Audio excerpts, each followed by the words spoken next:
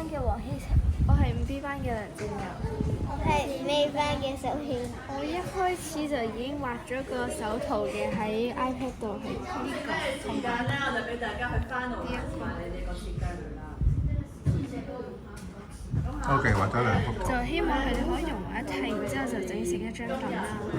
但係一開始咧都唔係太滿意，因為佢將出嚟嘅只不過係一張凳，佢都冇好似我哋按照我哋嘅指令咁。但係去到呢啲後面咧，我又發現咗佢哋有啲位可以用嚟擺嘢都做得幾好，然之後就開咗第二個嚟整。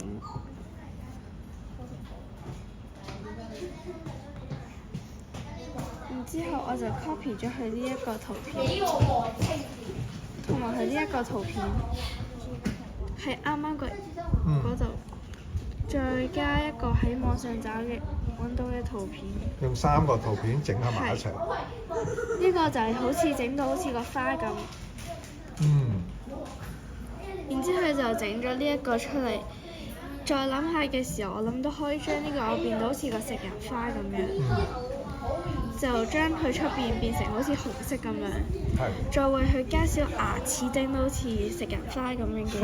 但係一開始咧，佢就整到有啲大啦，我都有叫過佢整細啲啦，就最後變成咁樣。我覺得啲牙可能有少少太過真實，可能啲小朋友未必太中意，有啲恐怖啊嘛，太真。所以就都整到佢哋好似舒服啲，再細粒啲。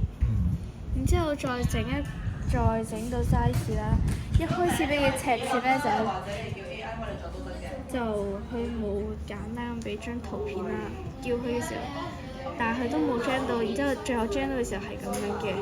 就有啲顏色我覺得可能有少亂，就叫佢整到好似咁樣就比較簡單啲。可能呢度啲字難睇啲，但係都睇到嘅。